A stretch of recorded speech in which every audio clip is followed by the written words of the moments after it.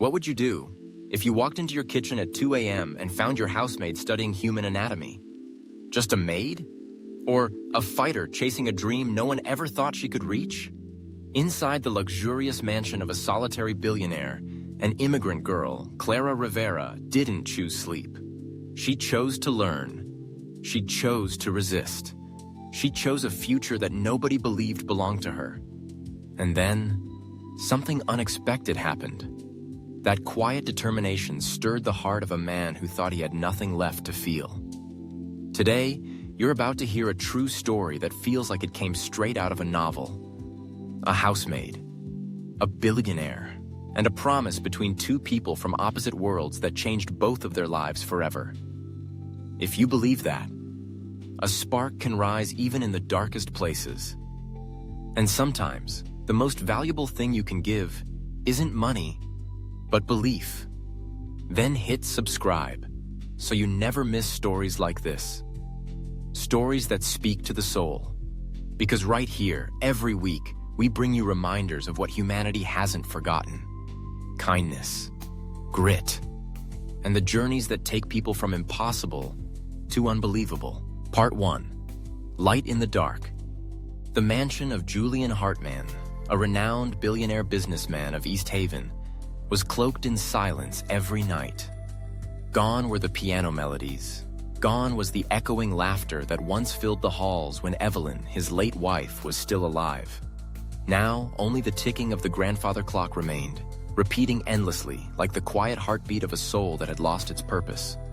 One night, at exactly 2 a.m., Julian, so accustomed to loneliness and sleeplessness, left his study to fetch a warm glass of water. But as he passed the hallway leading to the auxiliary kitchen, he paused. A dim light spilled softly through the crack under the door.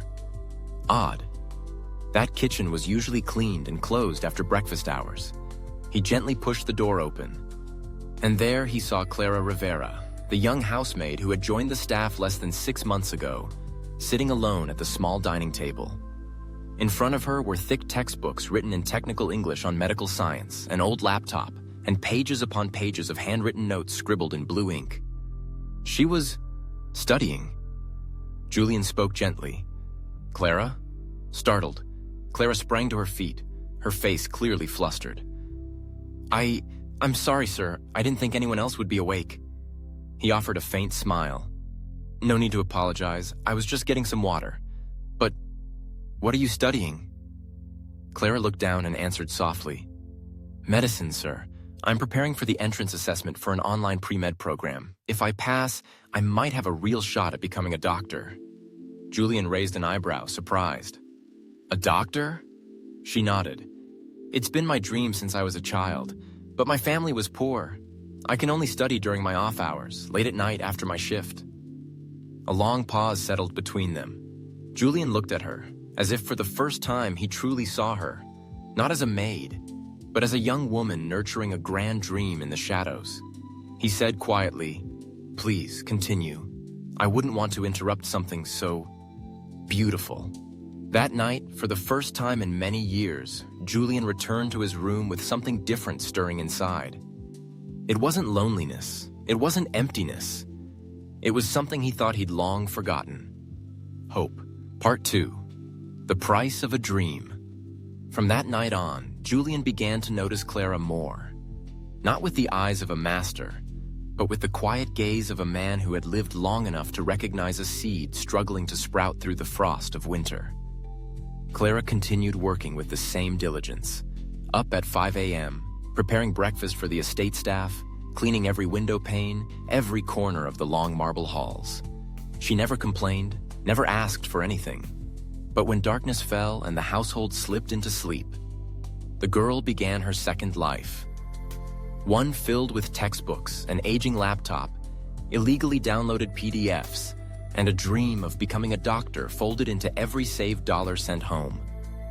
Julian used to think of the help in his mansion as names on a payroll, quiet figures who ensured the place remained tidy and functional.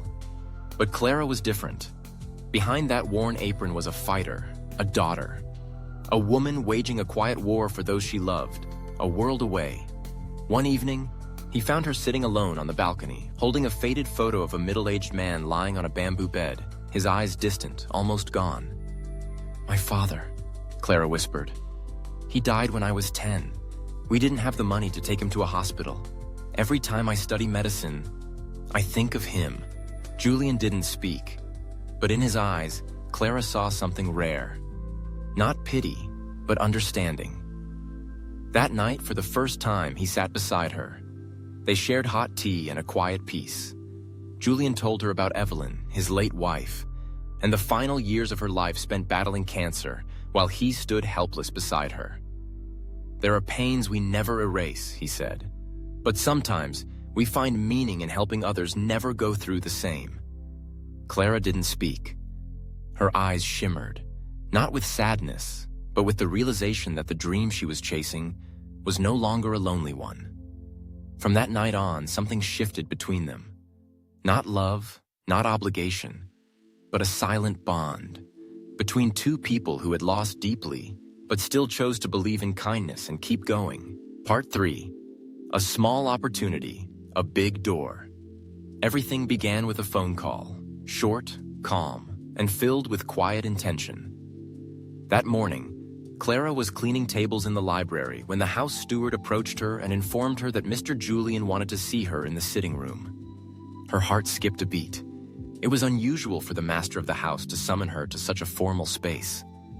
As she stepped into the room, she was greeted by the soft glow of sunlight pouring through tall windows and the towering shelves of books that lined the walls.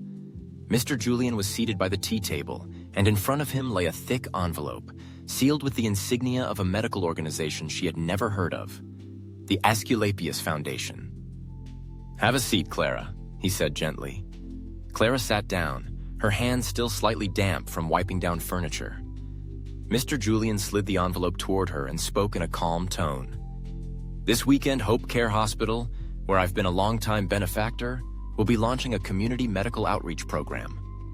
I've spoken with the organizers, and if you're interested, you could join them every Saturday starting this week." Clara looked up, puzzled. "But what would I do there, sir? I'm not even officially a medical student yet." "That's all right," he replied with a reassuring smile. "You'll assist the nurses, help patients, observe consultations, and most importantly, you'll learn. Not for grades, but from real life." She fell silent, lips pressed together. A strange mixture of hope and fear swelled in her chest. She was afraid of not being good enough, of being turned away, of disappointing the one person who believed in her. But then she remembered why she started. Her father's eyes on that rainy night, her mother's worn feet on the steps of the rural clinic, and her little brother's sketch of her in a white coat, smiling. I'll do my very best," Clara said quietly, her voice trembling slightly, but her eyes clear and steady. Mr. Julian nodded. He didn't need any lofty promises. He had already seen all he needed in her determination. That weekend, Clara entered a hospital not as a patient, but for the first time, as someone preparing to learn how to heal. No one there knew she had once scrubbed marble floors in a billionaire's mansion. All they saw was a volunteer with bright eyes and a heart full of quiet resolve. She knew the road ahead would be long and filled with challenges. But she also knew one thing for certain. She was no longer walking it alone. Part 4. Lessons not found in books. Clara began her Saturday mornings wearing a light coat, quietly stepping into Hope Care Hospital, a place where, for the first time, she found herself in a world not of mops and laundry, but of stethoscopes, patient files, and eyes filled with hope. She wasn't a doctor, she wasn't a nurse, but there, everyone smiled at her as if she were an essential part of the care system. At first, her tasks were simple: helping patients fill out forms, bringing water to the elderly, calming children afraid of needles. Yet with every grateful look, every trembling hand that reached out for hers, she felt a deeper affirmation that this path she had chosen was the right one. One morning, she noticed an elderly woman sitting silently in the waiting area, eyes distant, clutching a faded photograph in her wrinkled hand. Clara walked over and gently took a seat beside her. "Do you need any help, ma'am?" she asked in her familiar, soothing tone. The old woman turned to her and gave a faint, sorrowful smile. "No one has called me Mom for a very long time." The words caught Clara in the throat. She said nothing. She simply laid her hand softly on the woman's frail fingers. No words were needed, just someone willing to sit beside her. That day, Clara learned something medicine couldn't teach. Healing isn't only about treating the body. It's about tending to loneliness, to loss, and to the long silences that live inside the human heart. That evening, when Clara returned to the mansion, she found a warm cup of tea waiting at her door and a handwritten note. "Clara, you did well today. J." No full signature, no lavish praise, just one quiet sentence. And it was enough to bring tears to her eyes. Though it was never said aloud, Clara knew Mir Julian was watching over each step she took. Not as a wealthy employer, but as someone who believed in her. From that point on, they shared a quiet ritual. Every Saturday evening, Clara would slip a small piece of paper under the door to Mr. Julian's study, summarizing something she had learned that day. And in return, he would leave a cup of hot tea and a simple note in response. Not many words, yet a dialogue between two kindred spirits. In the stillness of the mansion, once filled only with the ticking of clocks, now echoed the footsteps of hope. And Clara, the girl who once scrubbed its floors, now walked a little closer to the light with each passing week, through quiet persistence, deep humility, and a grateful heart. Part 5. A Door Opened by Faith. One afternoon in May, just as the roses along the veranda began to bloom, Clara was called into Mr. Julian's library, a room few had ever stepped foot in within the mansion.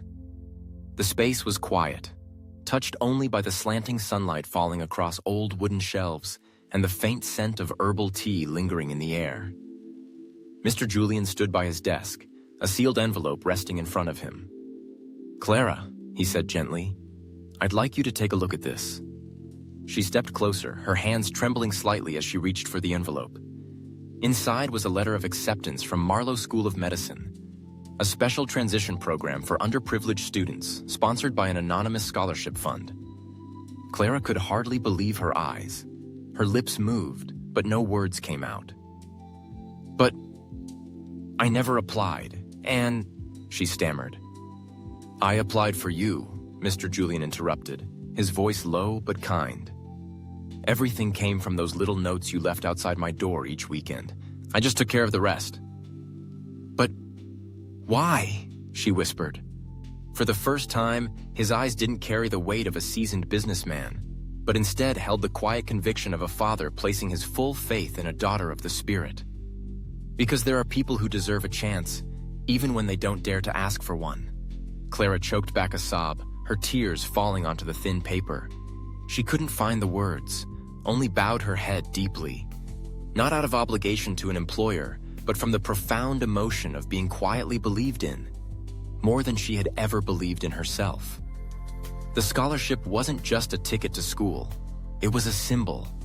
A door once tightly locked, now opened by genuine belief and quiet perseverance.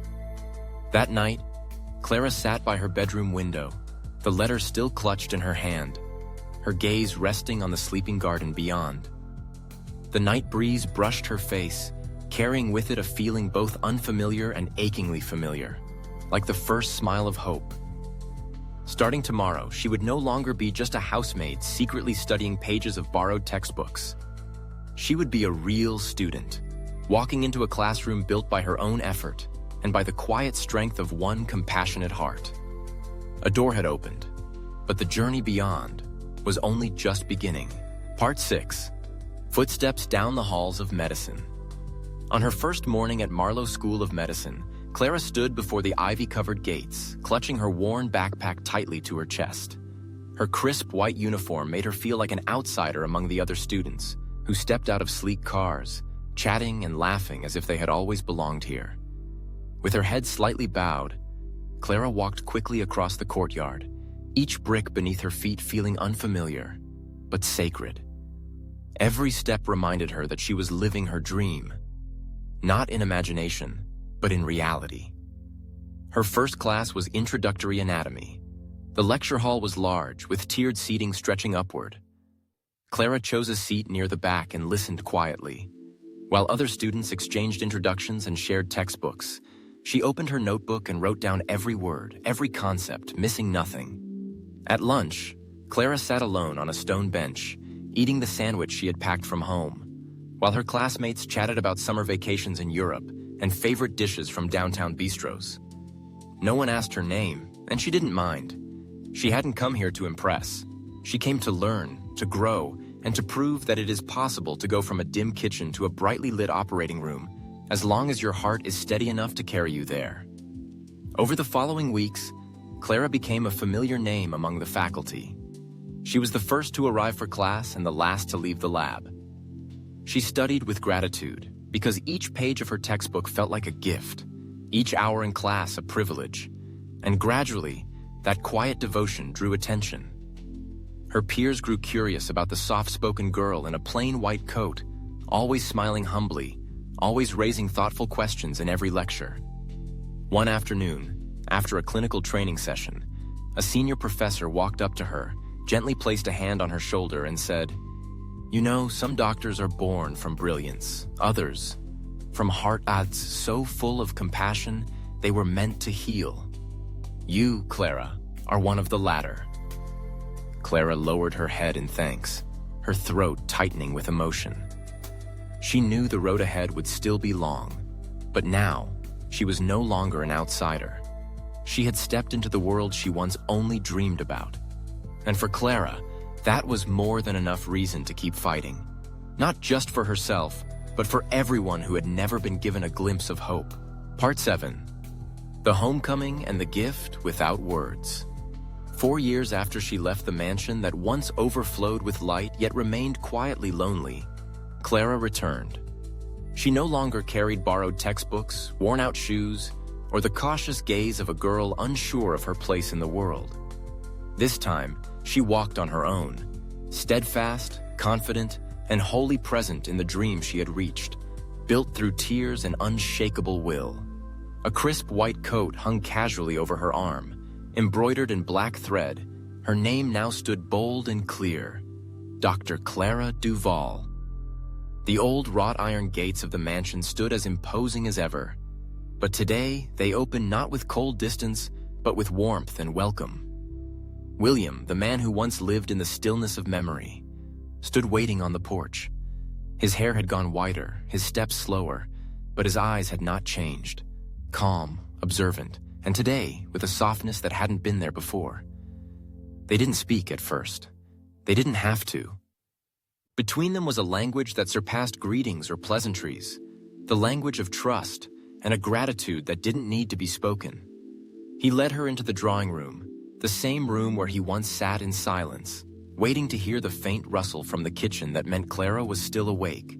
Now it was he who poured the tea, for her, a gentle ritual to close an old chapter and welcome the beginning of a new one. Clara shared stories of night shifts and early failures, her trembling hands during her first pediatric injection, the first child she ever helped save, and those quiet evenings after work when she sat by the hospital window in silence, whispering thanks to the man who had once unlocked the door to her fate.